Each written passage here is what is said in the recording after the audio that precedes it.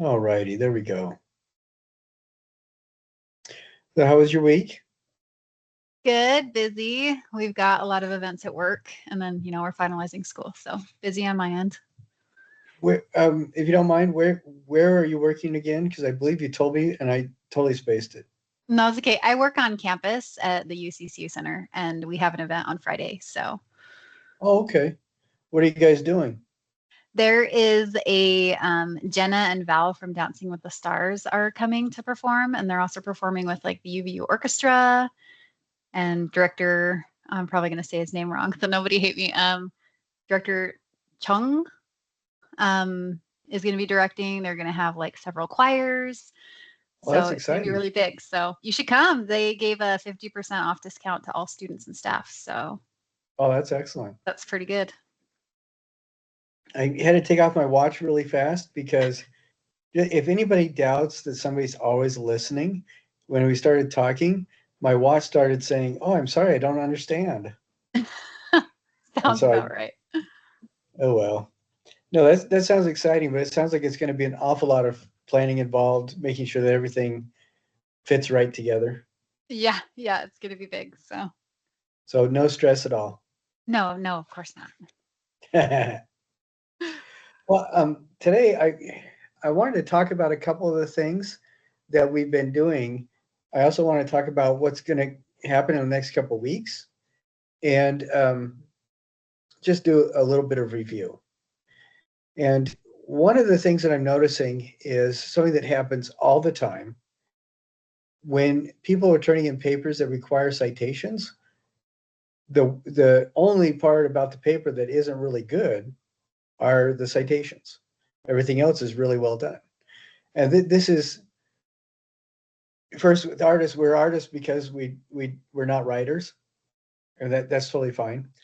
But if anybody opening up their assignments notices that they're not getting full points for their annotated bibliography and stuff, the first thing to check is what I have written, because 9 times out of 10, it's going to be because the citations are incorrectly formatted, the citations don't have the access to on date, or the annotated citations are not in alphabetical order according to the first letter or number of the citation line. And those, I mean, if you're missing any points, those are the three things that are almost always happening. And it's funny to me because, you could shoot up 1.5 letter grades just by going through and making sure that everything is properly edited without even changing what you write. So, for anybody listening who's turned in the annotated bibliography, check that out, please. Over half the people have, and a lot of things are done. But I want to remind people the next couple of weeks, the semester's over on April 22nd. So we only have 2 weeks, less than 2 weeks. What that means is right now, go through, make sure that you've turned in everything you've done, and make sure that you watch all the attendance videos, and then see where that leaves you. And most of the time, taking care of those two items are going to give you an exponential increase in your grade, a lot. And I know that jobs and things like that get in the way of stuff, and I know that not everybody's life is scheduled the way that they want it. If you need more time to complete things, everything is going to be due on April 22nd. That's when last turn-in date is. If you need more time, get a hold of me now. And you can text me, the phone number's in the syllabus, or you can email me. That's, I think some of the things that we're working on now is um, that the final big thing where you add texture and color to your sculpture. And then people still need to do annotated bibliographies and the final opinion essays. And if you're one of the brave and valiant few who's chosen the um, service learning, we just need to get those things wrapped up as well as you can. Now, I want to tell you, I have had two interesting stories about that I think are good to share. One is somebody, the first 2.5 months of the semester, were having miserable luck they would work with people for the service learning project right up to the point where they were getting ready to start on the project, and then the person would just stop answering all communications and just totally drop it. And I've had that happen twice. One person, they just went through and barreled through and did the research learning stuff just because they were fed up with it all. And I don't necessarily want you to have to do that if you spend a lot of time during service learning and you just weren't able to finish the project. We can work something out. But that's what this person did. And then the other person, actually at the it was a week before finals started, and he literally started walking around his neighborhood, knocking on doors, asking anybody if he could help them. And I think I mentioned, Aaron, do you remember me talking about the sculptural chicken coop he made? Yeah, and that's what he ended up doing. A brilliant project, but he did everything super fast in the last week of school because he wanted to do it. And it was great. But so if anybody does need more time or they need help or they don't understand something, let me know. There's a couple of students that will send me progress images and say, am I getting the lesson right? You know, is this what I'm supposed to be doing? And that really helps as well because we don't get to meet in person. You know, that's why I'm flexible on time, getting things in, and also flexible on resubmissions because if we were meeting in person, it'd be a lot easier for us to communicate what those parameters are and everything. I also noticed that a lot of people still need to do the video critique. I think we only have, out of 20 people in the class, only 3 people have done it. So everybody needs to do those. And it's a short video, 3 to 5 minutes, critique of using those 4 tools of artistic critique that we've talked about. Aaron, do you remember what the first one is of those 4 tools? Starts with a D. It's describe.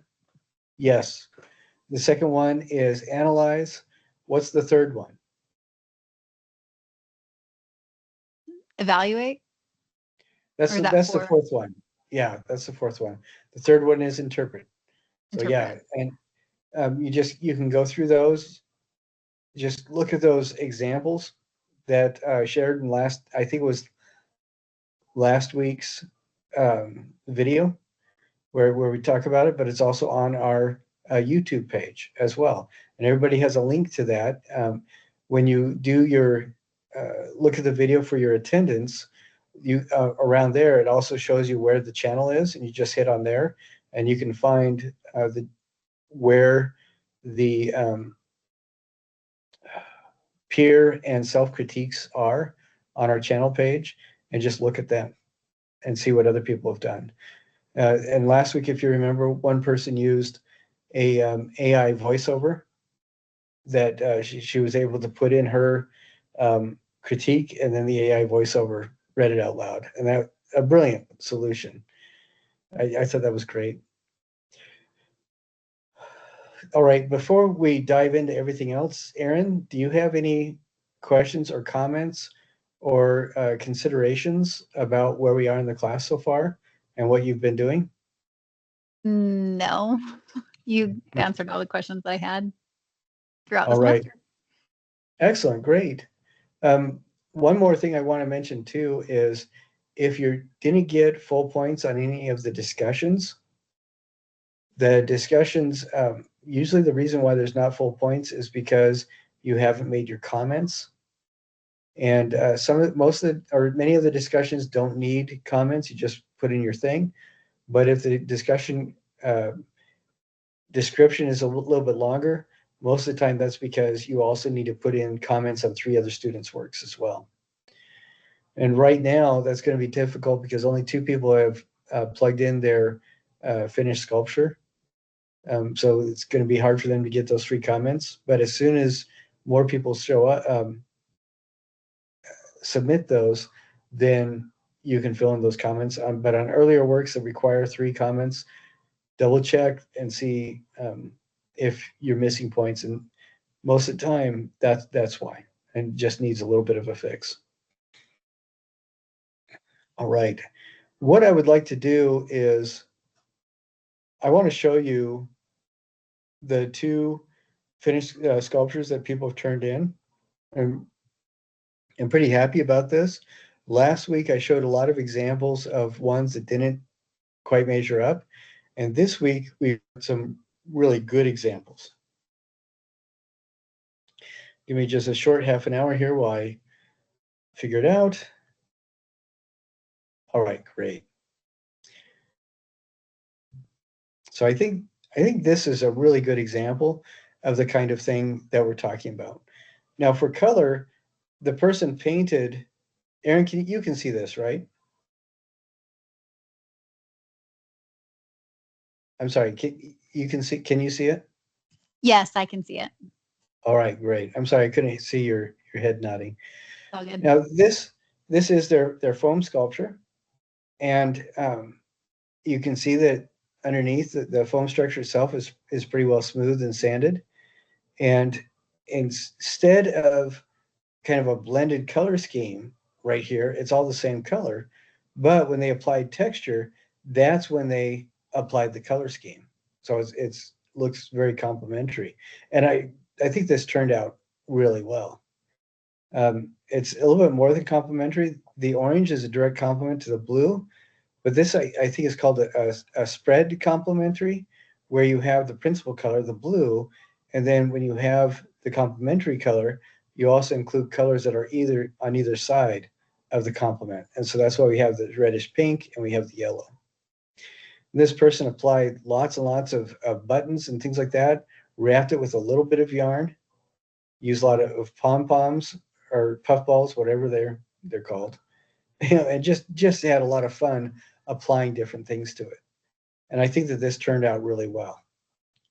And it's not, again, nobody's asking you to make a masterwork, but I am asking you to demonstrate that you understand the principles of things like texture and color, in addition to activating space around the sculpture. So I think this one turned out really well. Let's see.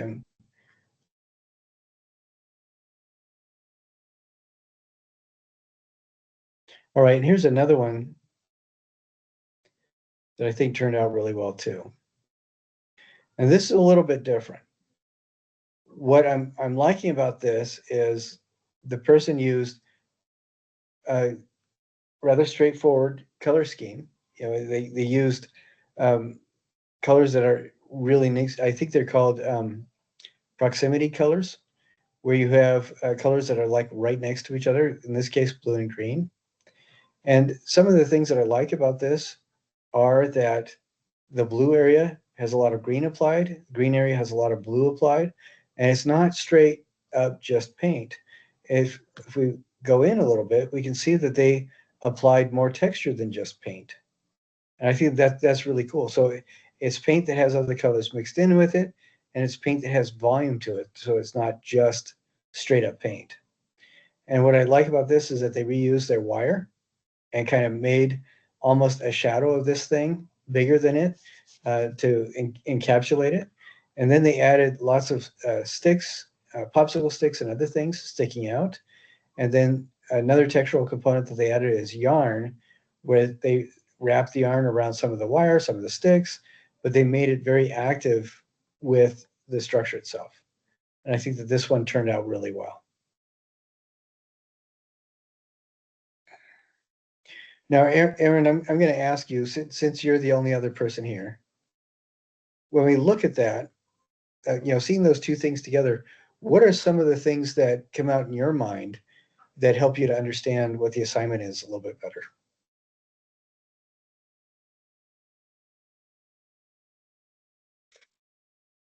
I think that we all just interpret instructions in so many different ways, and that's part of being an artist or being a person. We all have different experiences, and that colors the way we read things.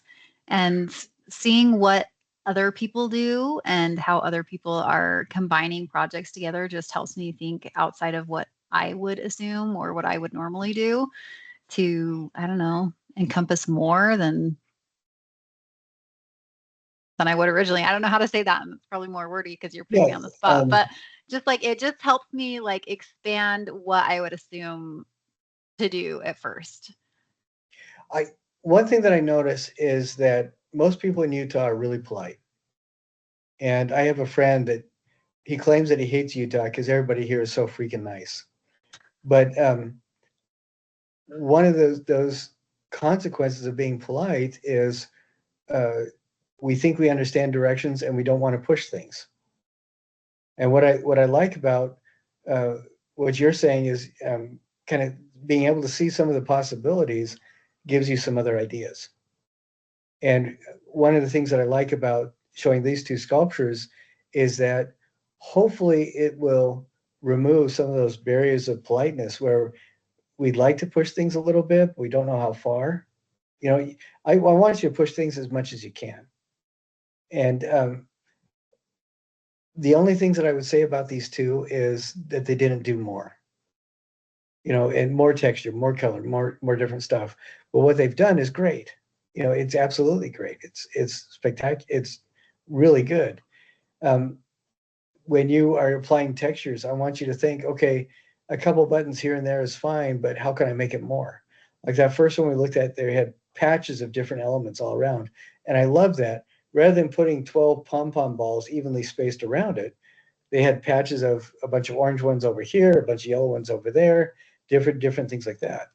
And the other one that with the blue and green, instead of just putting a little bit of wire in there, they made loops all the way around it, so it almost looked like a larger ghost image of the whole object with the wire on it. And if you have wire that you want to use, you can think of other ways to do it. Maybe you're going to cut it all in 1-inch sections and poke it into your sculpture as fur or something, and that could look really interesting.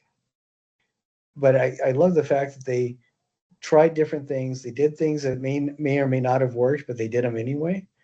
And that's, I think, is really, it's good for me to see. Um, because this is supposed to be an exploration.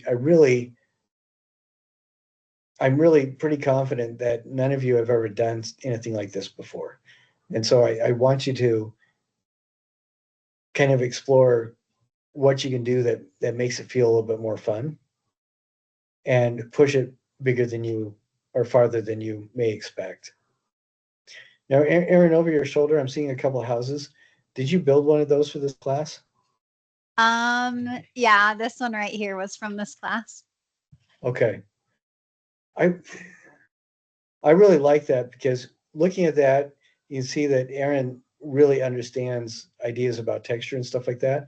Using some of that ability for this sculpture, maybe, and if you're wondering what to do, look at your texture and color cubes because some of those, oh yeah, that's an excellent example. Maybe some of those textures are things that you can do.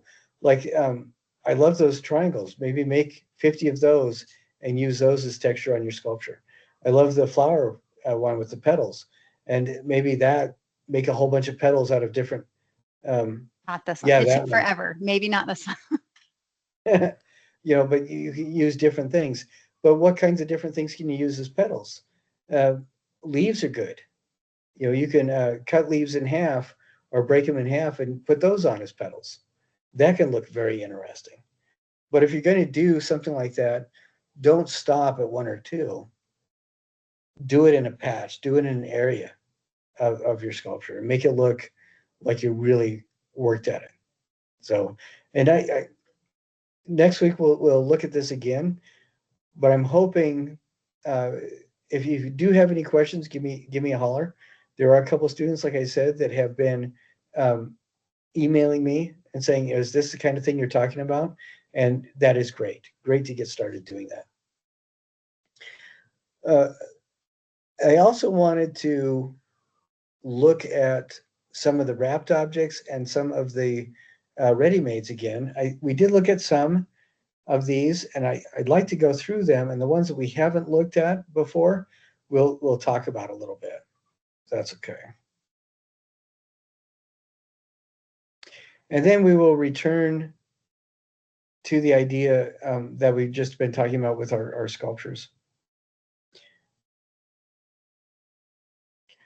Okay, now this is a wrapped object that somebody did, And it looks like it is several square-shaped pieces that are held together and wrapped together with yarn.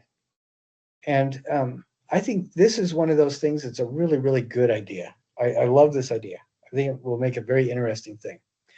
But what I would like to see is, I think that this would benefit powerfully from the person wrapping more yarn around it. So we don't even see this much. When I talk about leaving a little bit poking out, some of those objects we looked at, the only thing you could tell, the only reason you could tell that something was inside was that there was just a tiny, tiny piece of wood sticking out, or a tiny little finger over here. And sometimes, like when Jean-Claude and Christo did it, the only way you could tell what it potentially was because of the overall shape. Like when they wrapped a car, you didn't see any of the car other than the shape. But I wanted you to change the fundamental silhouette of this, whatever you were wrapping.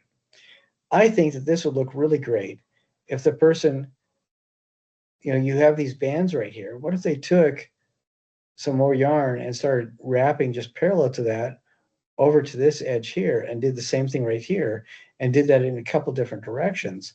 And not even, you don't even have to wrap all that carefully, but doing that, adding a lot more of the yarn would hide a lot more of these structures. And then the only thing that you'd have left basically to kind of get a hint of what's in there is these corners. And I think that's what this person should do. And I think that would really um, have a good impact on it.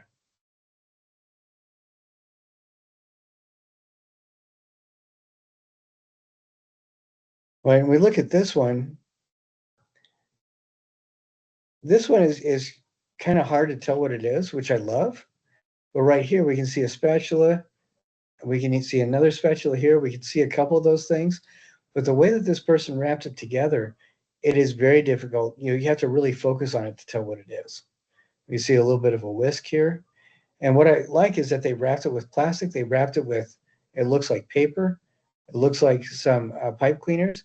Wrapped it with cording, but they did a lot of wrapping to it. And even though the whole thing isn't wrapped like Judith Scott's works, where she made these big cocoons out of yarn, most of these elements are wrapped. And when the other things are put on, they're tied in place, but you really wonder what the overall structure is. And I think that turned out really well. And when this person writes about it, they talk about how, what all the elements are.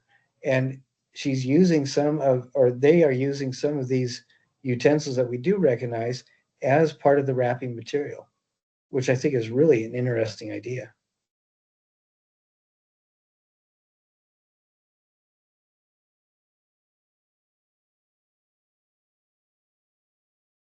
And I think this one is a really great idea too, but I think that this would benefit from a lot more yarn. I love how they wrapped the books individually and then wrapped them together.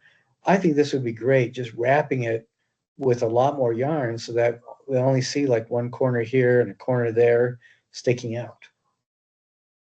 And I think that would be really make it into something really worthwhile. Because right now you can still see very much that it is a set of books.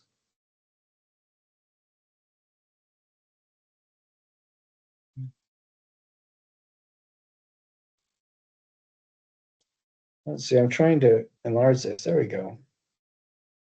Okay, now this is an object that this person made themselves, and they just wrapped it with a bunch of stuff. And one thing I like about this is we can tell it's an object, but it's almost impossible to tell what it is because it has been wrapped with so much stuff. And when they talk about it, they talk about the reasons why they chose the material that they wrapped it with and what the object meant originally. And I love having that kind of narrative too, because you get a glimpse of what's going on in the artist's head and the decision making that they're using.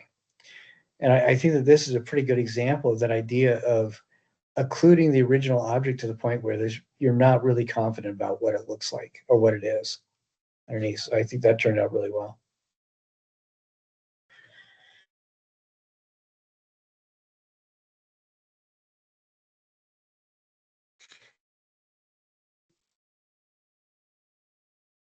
I think this one is turning out really well too. I think this one is great.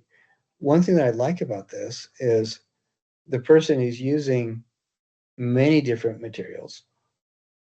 And the really only consistent thing is the overall feeling of color. They kind of held it in place with this black yarn and then used tape, two different shades of tape to cover the whole thing. And the tape fits a lot of the coloring of the materials that were being wrapped too. So it's hard to tell entirely, like this area here and this area here, where the tape ends and the material that they're wrapping begins. I think this one is successful and turned out really well too. And you can see like a foot here and a tail there, but everything else is pretty well hidden because it is so tightly wrapped around.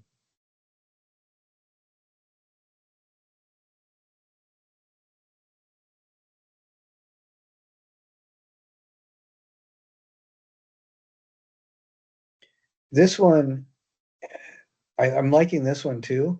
One of the reasons why I like it is that they used two different colors of yarn, but they used at least three different layers of wrapping. And so we can see, like right here in this area here, you see the orange at the bottom and then you white and then orange again. And I love that kind of thing because it looks like it's all tied together somehow. And they're wrapping this to the point where, yeah, you can see a little bit here and a little bit there and a little bit there, but you really don't have any confidence as to what it is that you're seeing. And I think that that turned out pretty well too. Here's another view.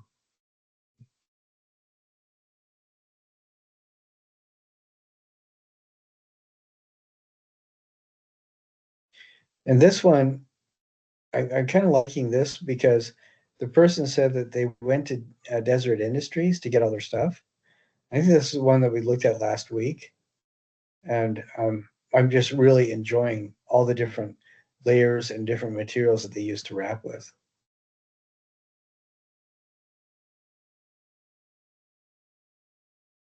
Okay.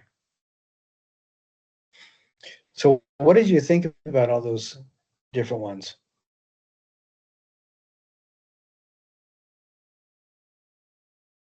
I often find myself looking at the textures that they use and they combine it. Some people wound their yarn so it was like very smooth across it, even with their layers. It was, I feel like it was just very soft. Like the one I think it was records that she wrapped like many times with the yarn, and the records were very pointed, whereas the yarn was very soft. So I just think that, and that's like in a lot of them. A lot of them just have like very rough textures versus very soft textures, or like hard points versus soft points. I just always find the combination of those very interesting. um, and how Yeah, everyone seems to take it a different way. Some people do it with like the shape that they're wrapping is hard versus pointed edges, or like the objects are smooth, or like I just find that aspect of the assignment very interesting how everyone has done it. one thing that I'm noticing that I really like to see is just it goes right along with it. People are just engaging with the the texture making process. I think that that's kind of fun. And some of them will do like what you're saying, where they'll cover a one material with a contrasting material, or use cover a soft edge with a hard edge, or the well, actually covering a hard edge with a soft edge, or something like that. And then other people are building up layers so you see the texture kind of develop as the different things come together. And I love those kinds of different aspects of people interpreting uh, what the process is that we're involved in for this particular sculpture. I think that that turns out really nice. There's about half the people that need to have turned these in, and so this the contemporary processes one involves several different things, and each of the modules I expect people to spend between 10 and 15 hours for. But for both the ready-mades and the wrapping, I think I mentioned you're going to be spending about half of what you do the other time, and that's why I have both of them together. So if you still need to do that, think about those images that you see in the discussion and help that let that give you some ideas, and then consider what we talked about last week and today in what is more successful or less successful, and then work on it and see what you can do there. Now, I will give you an example of one of the least successful attempts at this that anybody's ever made. It was during COVID where everybody was at home, And somebody thought, oh, I'm going to use power tools for my thing to be wrapped. What they did is put a sheet down in the middle of the living room, set their power tools around the middle of the sheet and made a pile with them, and then draped the cords over them and said, okay, I'm done. That was so disappointing. I think it would have been a lot more cool if he had taken a couple of power tools, put them together, and then just started wrapping them with climbing rope. You know, just doing that in a time of COVID, using different climbing ropes that he borrowed from friends or whatever, would have said a lot. And then having it just be a big cocoon, like, you know, Judith Scott type cocoon shape would be really neat. Or wrapping it with the kind of industrial plastic that you use at a construction site. You know, they kind of vaguely clear heavy duty plastic. I think it's called visqueen. You know, something like that would have been really, really worthwhile. But dumping stuff in the middle of the living room and then draping electrical cords over it just did not do it. You know, something like that, if you can talk about and articulate your thought process, sometimes that is, for viewers, what we need to form connection with what you're making. And when you can't articulate something, or there's it's pretty obvious there's really not a lot of content there, talking about it really can't help. But what I've noticed consistently with this class is that everybody is really good at thinking about the things that they're doing and having rationale behind the choices that they make structurally. And I think that turns out really well. I don't know if you guys, I think it was Clement Greenberg that talked about, you don't get it in the first couple of seconds, it's just not worth getting.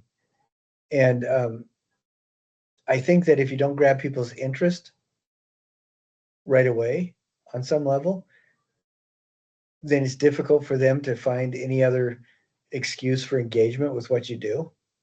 But if you can attract people's interest and then you share some of the meaningful things or some of the important insights with them as well, and like your statement, that may be enough where people say, oh yeah, I really understand this, I get it. Right. Sometimes not. Sometimes things suck so bad, I mean, there's just no hope. But I haven't seen that an awful lot in this class.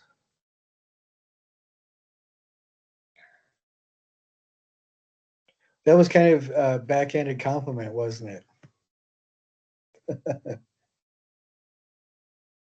Some of us are used to those. it? I I do a lot of work with a company in Springville, and the design team and I are all friends. But we do a lot of backhanded compliments and passive aggressive compliments or comments to each other. Like last week, I had to have a video conference with them, and it was over lunchtime, so they were all getting their lunch. And I said, "Oh, how kind and thoughtful of you, yeah, that we're having lunch together, while you guys are dining on free food, but from gourmet cafes in town, and I have my Dollar Tree stale cookie." And and they said, "Well, I hope you enjoy it." Right now, I want to look at some of the ready-mades that people have done. And I think some of them have been really well thought out. And you can, they have the titles there. And I'm just going to go through and we'll comment on some of the ones that I don't think we've seen before. But I'm pretty sure most of these we've seen. Like, I think this one we talked a little bit about. It was a hex key set that somebody turned into some an anamorphic type or zoomorphic structure where it almost looks like an animal. I think that was pretty creative. This was a cat scratcher that we had looked at.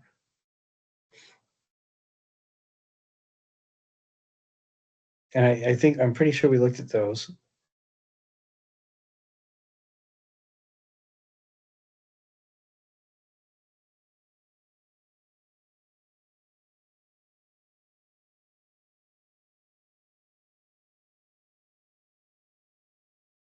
Okay. Yeah, I'm pretty sure we looked at these too, where people are just building stories and narratives in those three paragraph structures that I ask you to do about the object that they're showing. And sometimes it looks to me like people have done this with objects that are important to them, where they will do the writing and then find an object that fits, maybe. And sometimes it's another way around where they will find something that is really interesting and then build a story around it. And some of these things I really like. Some of them, Marcel Duchamp only did little over a dozen of these during his life, which it was about, I think, about on average one every 4 years. And one of the things he said is he had to do it in such a way that the object he chose had absolutely no emotional attachment to him. And then all of that was developed with the context given to the object through the title and the story that people build around it.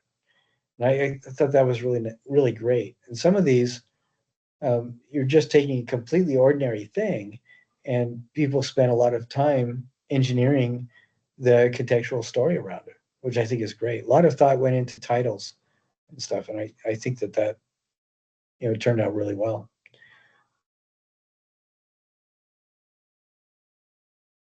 Typically, if somebody doesn't get a really good grade on this, it's not because they didn't think about it. It's a lot of times it's because of the photo.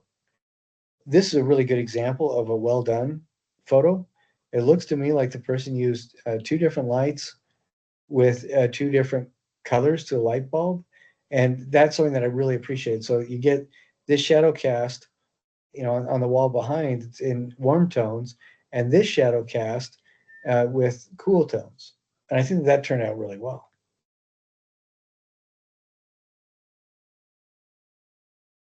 And then some of them, oh, this one oh yeah, they took a picture of it. This was an inhaler that they did. Now this one, I think that this is a really interesting image, and I think they did a pretty good job. I don't know if I'm happy that a human hand was in it. I think one of the things I said was we want to have a picture of just the object, and so I don't know if the hand itself is needed in the object image. I think the rest of the photo is really well done. So I'm going to have to think about that a bit. Um, Typically with ready-made thing, one of the things that I did mention was we want it to be a picture of a stable object without a human intervention, and this definitely is that.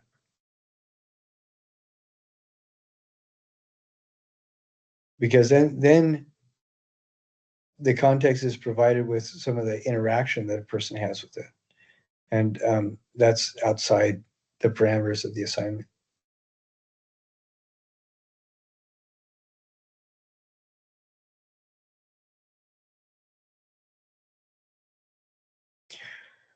Aaron, when you went on into the discussion and looked at what people were doing for their ready-mades, what were some of the impressions that you had just overall?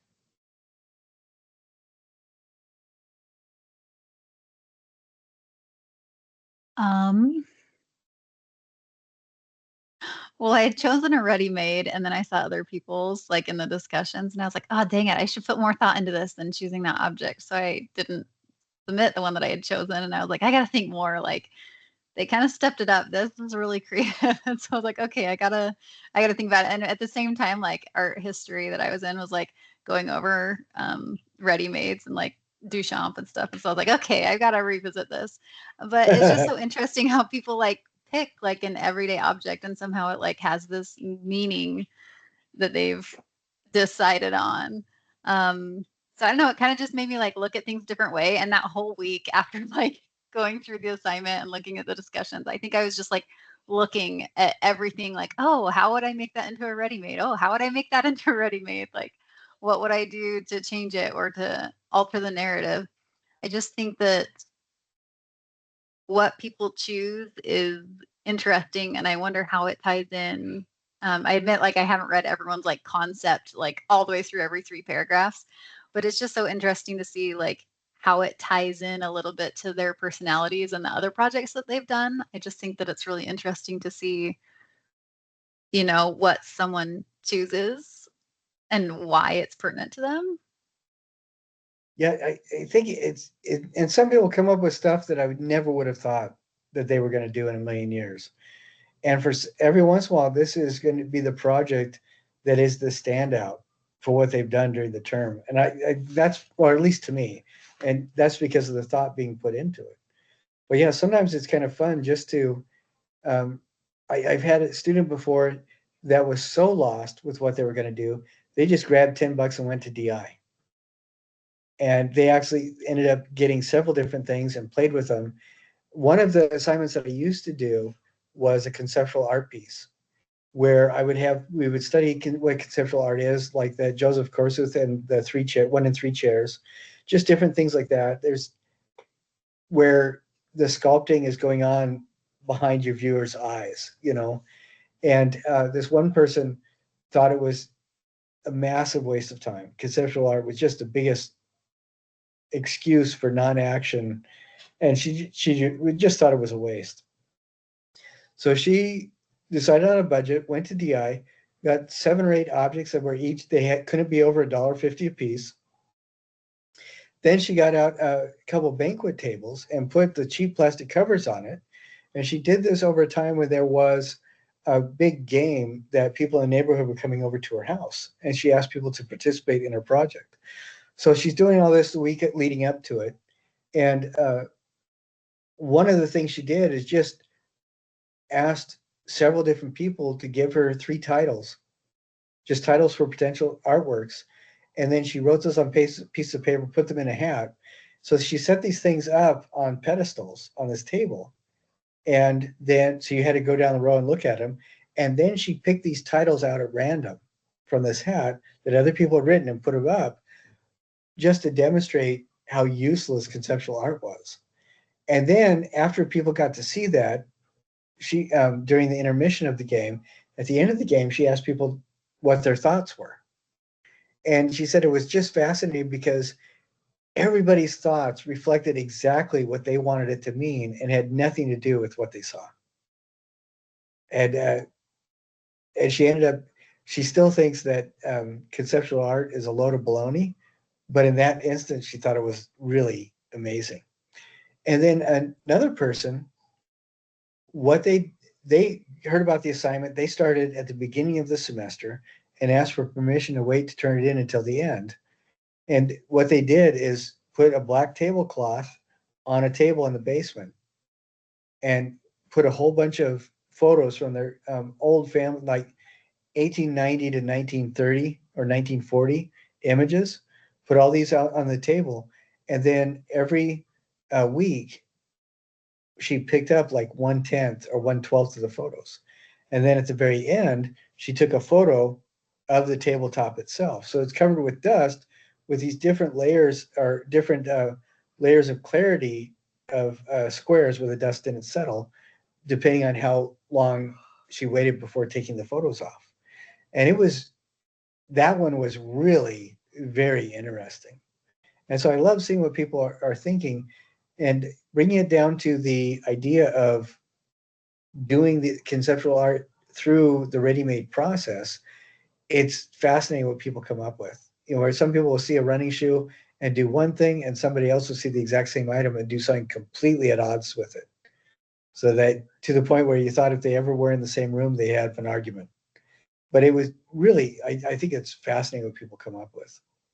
So if you haven't done your wrapped object yet, or your ready-made, or you didn't get all the points that you wanted, go back, revisit it, and rework it and resubmit it. Because like I said, you can do that up to April 22nd. And again, if anybody needs any more time, I know there's been a couple issues this semester with just personal life getting in the way. Talk to me and we'll work something out. And I'll give you as much time as I possibly can. But we want to get all that done by April 22nd if possible. Now, as you guys have learned quite a bit about sculpture and 3D design and stuff like that, and most of you are 2D guys, I wanted to watch, I have a couple 5-minute videos, and I will include these um, I will include these in the I'm just looking at one of these. I'm thinking I'm not going to do because it's actually 30 minutes long, and I only wanted to have 5-minute ones. So we're going to disinclude that. But I'm going to attach these to the what's it called? The attendance thing assignment, so that if YouTube does cancel them out of our recording right now, everybody can watch them. And please make sure that you do watch each of them, because this week attendance will be 4 things that you learned in the video that we talked about, and then 1 thing from these 3 videos. So it's about 15 minutes long, and I want to watch each one and then we'll talk about it. So if you're up for it, Aaron, and you can stay awake that long, let's go for it. Okay. Are you ready?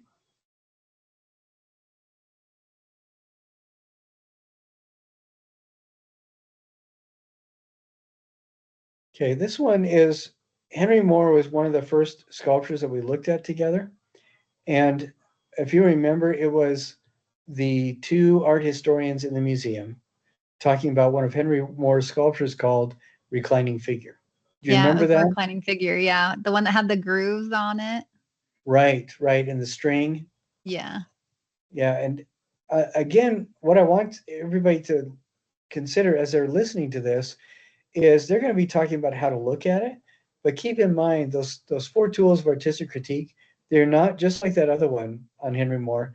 They're not going to talk about what they are precisely, but I want you to use that model as you move forward so that you can kind of collate the information we look at with an eye to using that model.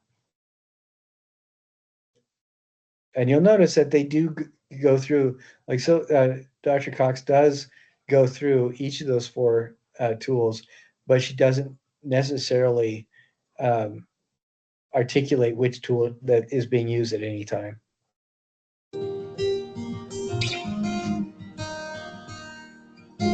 There are sculptures all around us, in parks, public spaces, in architecture, and even in nature. But how should we look at sculpture to get the most out of our encounters? Here are our top tips to guide you in your exploration. Start by moving around the sculpture so that you can look at it from different angles and understand its overall shape or form. Is it made of one single element? Or multiple parts? In Moore's multi-part sculptures, the space between the forms becomes part of the artwork too. Consider whether the sculpture is abstract or representational, or maybe a bit of both. Many of Moore's monumental works look entirely abstract, but they were often inspired by objects from nature, like bones, stones, and seashells. Other abstract sculptures are not based on objects in the real world. Instead, they can be seen as explorations of imagined shapes and their presence in space. Representational sculptures focus on more identifiable subjects, like the human body. Some works may combine abstract and representational elements so that unfamiliar forms sit alongside more naturalistic details. See if you can work out what the sculpture is made of. Sculptures can be made of almost anything. Moore used a wide variety of materials, including stone, wood, bronze, and even concrete, but he was always careful to choose the best material for a particular idea. He chose bronze for many of his monumental sculptures because of its strength, durability, and beauty. Imagine the sculpture in a different material, like stone, plastic, or wood. Would it have the same impact? And would it even be possible? Now take a closer look at the surface.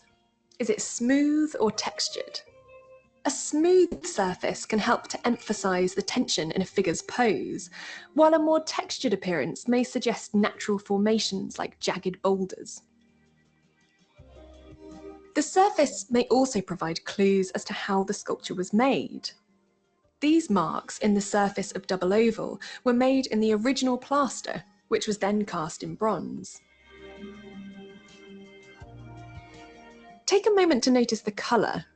Moore's bronze sculptures are a variety of colours, from brown to green to gold. Moore and his assistants carefully created these colours, called patinas, by applying different chemicals to the sculpture's surface. The patina plays an important role in how we see the work. It may blend or contrast with its surroundings and either reflect light or absorb it. If the sculpture is displayed outdoors, try to see it at different times of day or in different weather conditions. Light is essential to how we see sculpture, and changes in its strength and direction can dramatically change a work's appearance. Strong light creates highlights and shadows that can enhance a work's three-dimensionality, while softer light, like on a foggy day, can make a sculpture appear flatter. The direction of the light, whether it's coming from above, below, or from the side, can also change the appearance of the work and hide or reveal subtle details. Think about the sculpture's setting. Is it in an urban environment or closer to nature? How does this affect the way you see it? Does it seem to blend in with its surroundings, or does it stand out? Moore's sculptures can be seen in diverse settings around the world, from big cities to open fields. He also experimented with the placement of his sculptures in the land around his home at Perry Green, even constructing a small hill to cite one work. Seen from across the fields, the dramatic sighting of a large reclining figure enhances its monumentality and exemplifies Moore's belief that the sky is the perfect background for sculpture. And finally, take your time. The longer you look, the more you'll see. You could say that getting to know a sculpture is a bit like getting to know a person. The more time you spend together, the more you'll find out about them. So pick a sculpture you really like. Make yourself comfortable, relax, and spend 10 minutes really looking. You might be surprised what you see.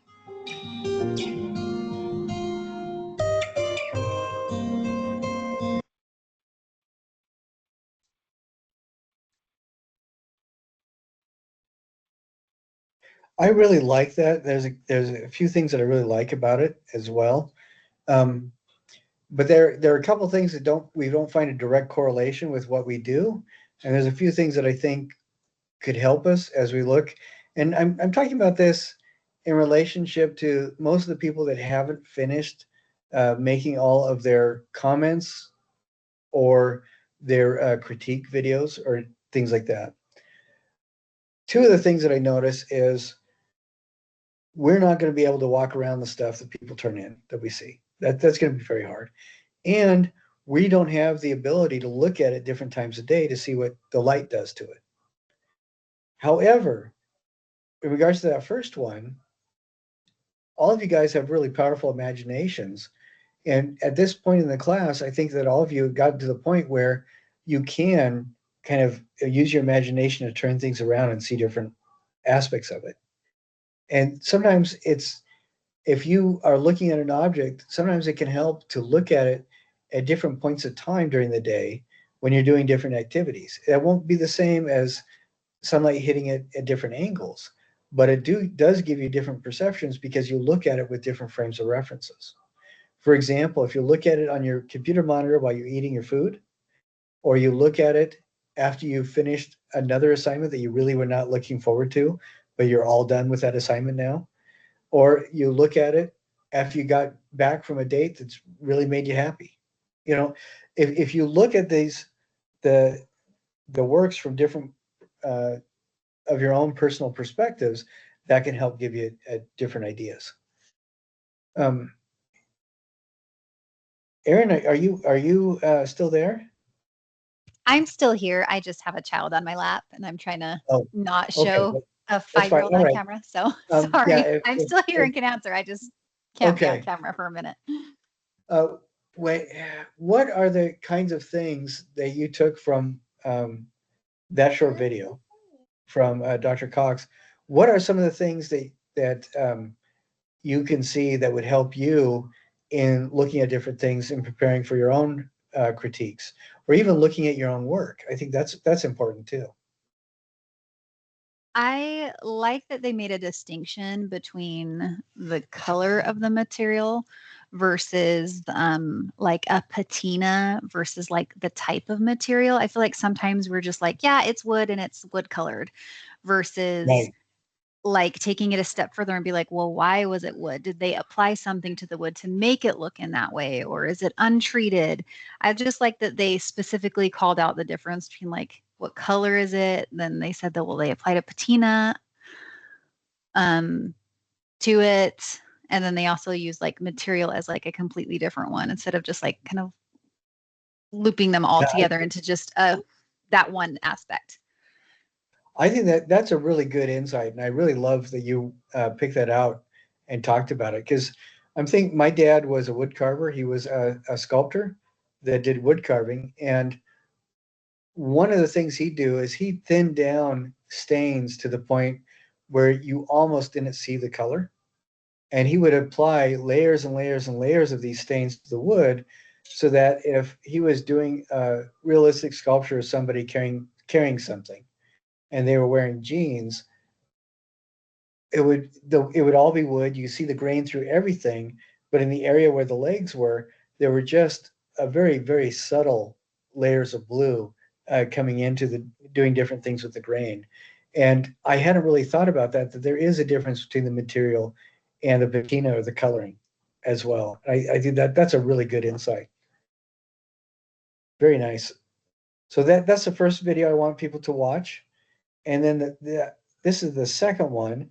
And this one takes us in a little bit different direction. Each of these videos are connected. They all talk about sculpture, but they talk about different aspects of it. And I think that these are good. Just as you're finishing up your final projects, looking at the stuff you still have to turn in, things like, excuse me, things like that.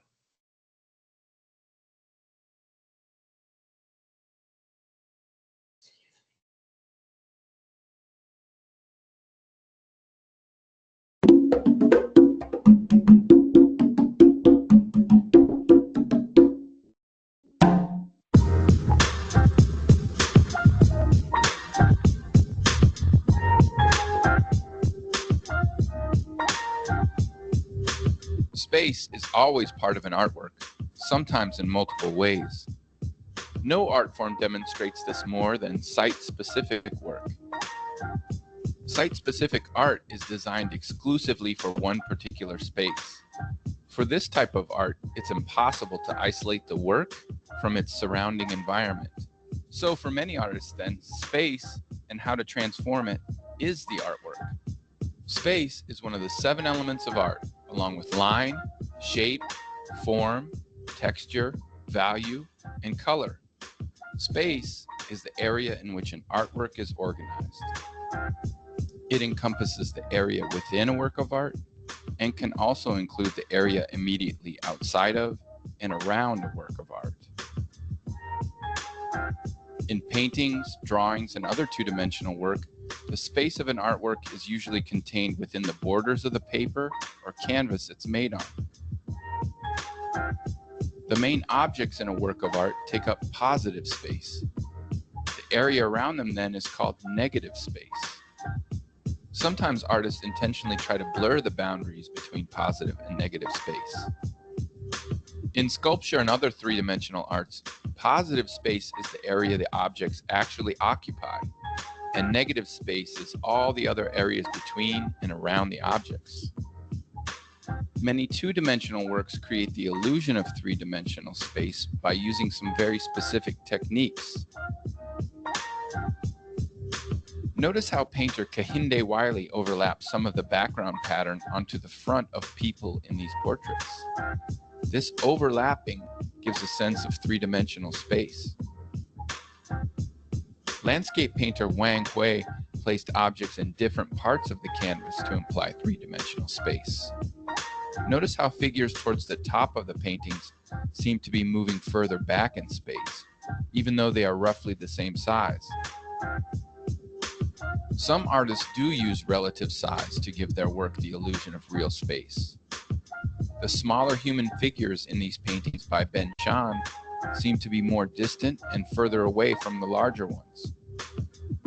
Roy de Carava often contrasted sharply focused figures with blurry, soft backgrounds in his photographs. Such a contrast in detail gives the sense of lush, real depth. Varying hues and values will also give two-dimensional works the illusion of real space. See how painter Georgia O'Keeffe uses a variety of red values and imbues her work with a feeling of true depth? Painter Alex Roulette uses classic single and two-point perspective in his work to create the impression of deep, expansive space. Notice too how objects get smaller in order to seem more distant from each other. Some other ways to describe how artists use space are dense, open, cluttered, symmetrical, shallow, flat. How would you describe the way artists approach space in these works? What qualities do you see?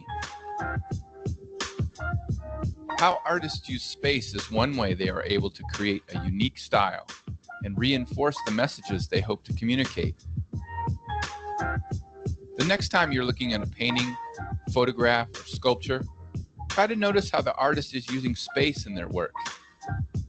And when you're making your own artwork, try to develop an approach to space that resonates with other ideas you're trying to communicate. That way, your messages will surely travel far and wide.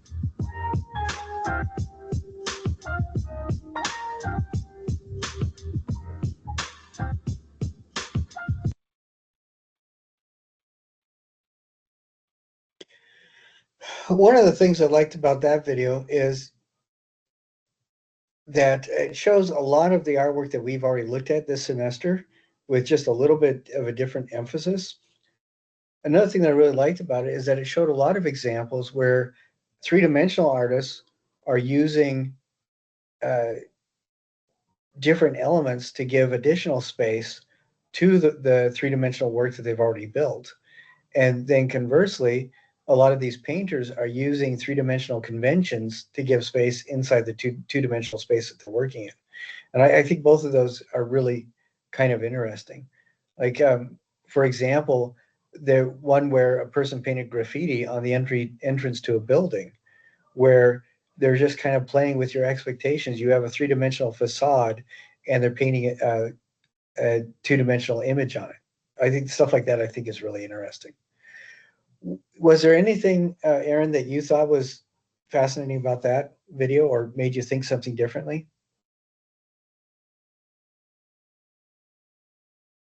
There were a lot of interesting artists. Oh, sorry, I can put that back on so you're not talking to my blank screen. I was actually, as it was going along, I was like trying to grab a piece of paper, and then I was like trying to write down some of the artists. I was like, oh, that's really cool. I need to look up this person. I was like, oh, I can just like watch the video again so you can put it in the chat or like in the assignment for attendance. But I was like, oh, like Georgia O'Keeffe, I followed her for years, like, but I've never really I always look at her paintings, but like the red painting that they brought up and the difference between like the uses of color and how they like brought a different opinion to it. I was like, oh, okay, that's like not something I feel like is normally talked about a ton with her. And like the different values of color that she used. We talk about that a lot, but it's not like normally like the painting that you go to is Georgia O'Keeffe. At least that's not been like my experience. So I just liked hearing like the different ways in which they approached the artworks that they showed us. I just thought that it was interesting to hear a different take on a lot of it.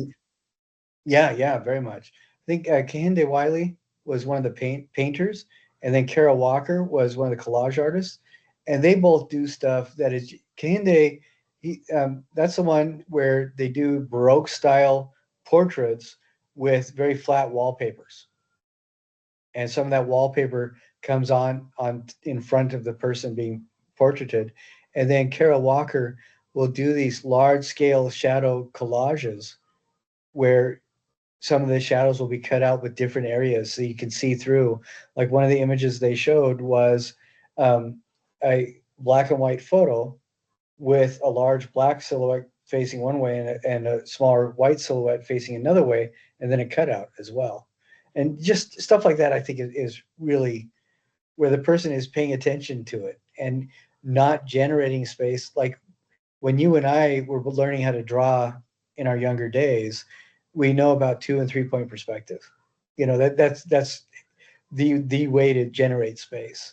And so Kehinde Wiley doing what they did was stuff like that. I just think is so much fun to see because it's not what you expect.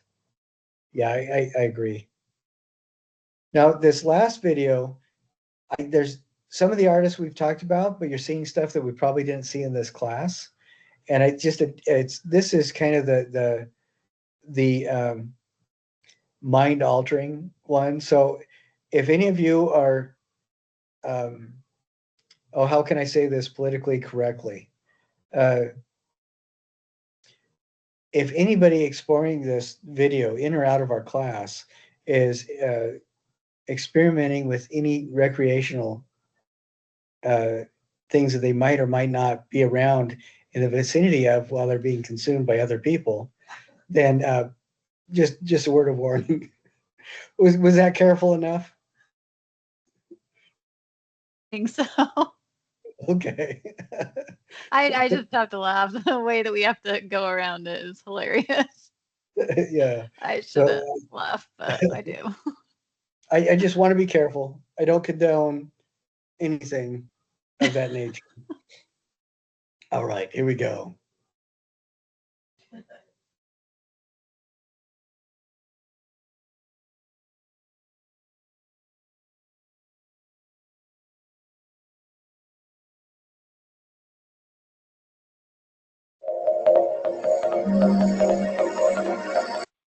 Okay, one thing I want to point out right that beginning little animation there was something subtle that they did right there that immediately started generating space.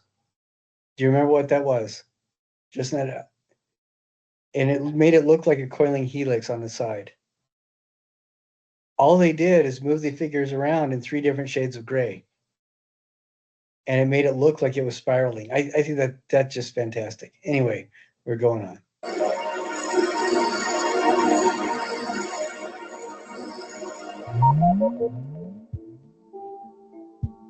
Traditional sculptures stand in space, but they do not interrogate space itself.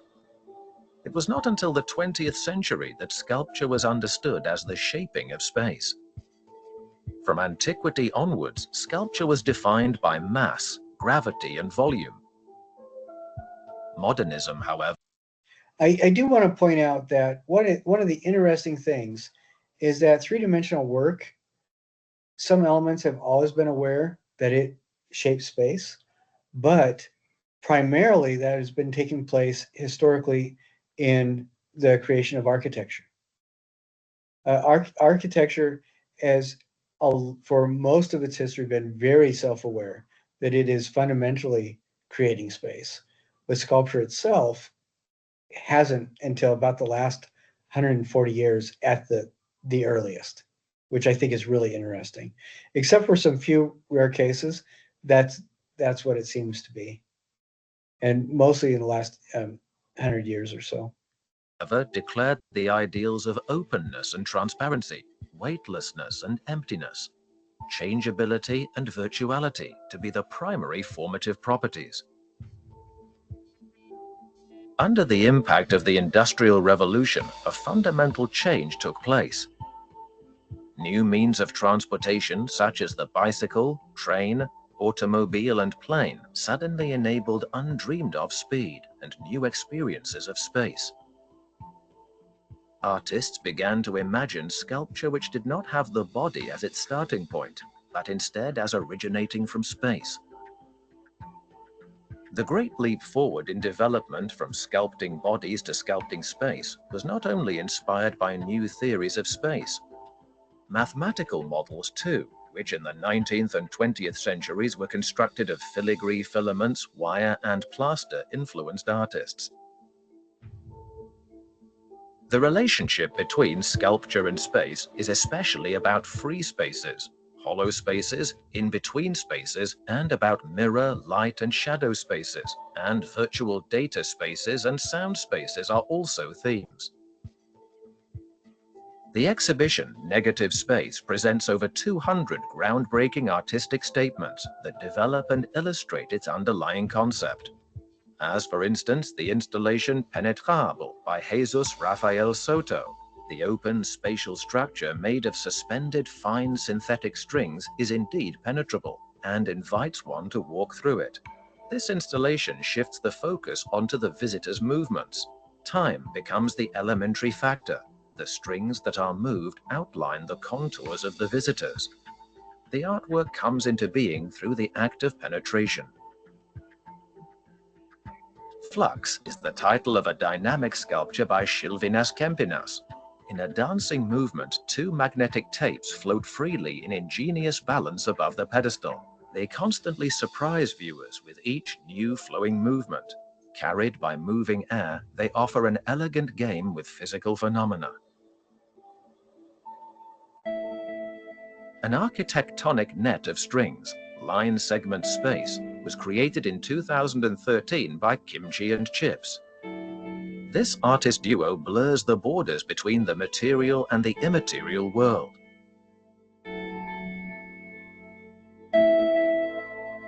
In modernism, the line became independent. It changed from being a resource of painting to a resource of sculpting. Whether as a rigid geometric shape, organically curved, or as multipartite network, as a line in space, it becomes an independent work of art. Sculptures by the media artist Fujiko Nakaya are literally unique ephemeral artworks. In Cloudwalk, the moving fog constantly redefines space.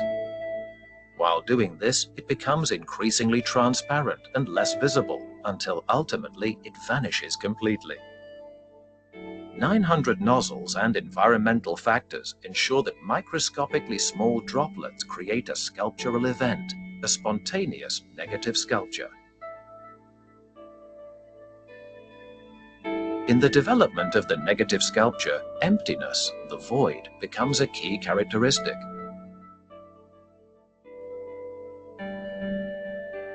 For the Belgian sculptor Georges van Tongerloo, space is the result of combining volume and void.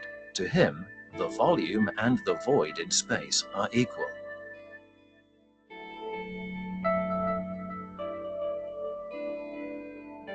The artistic material for negative sculptures and negative installations are air and the void. Water and invisible magnetic forces are among the means utilized, and also shadows. The shadow is the negative form of light. The artist Man Ray insisted that the shadow is just as important as the real object.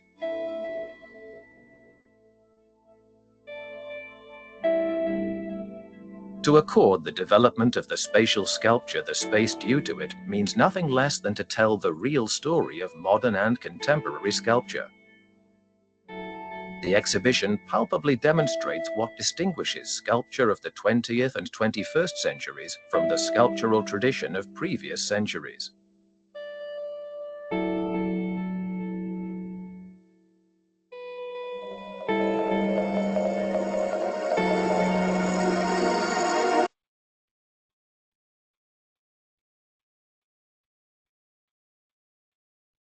I really like that one as well, just because it is very much not like what people are expecting.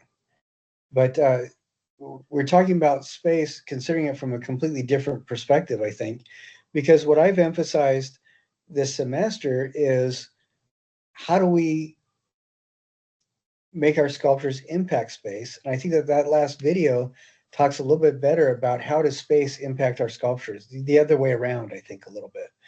And there are some pieces there at the beginning. It does show some of the artists that we've looked at, but then we get to see a lot of really new fun ones too. That I think one of my favorites is the cloud walk. I think that's fun to use essentially dry ice fog maker and turn it into something presented as a sculptural experience. It seems to me, if people are turning the dry ice experience into a ready-made sculpture. That's what that feels like to me. And I think that's a particular fun way of showing off your writing skills, because you know the guy had to be creative writing for the grant on that one. But what did you get out of seeing those different examples?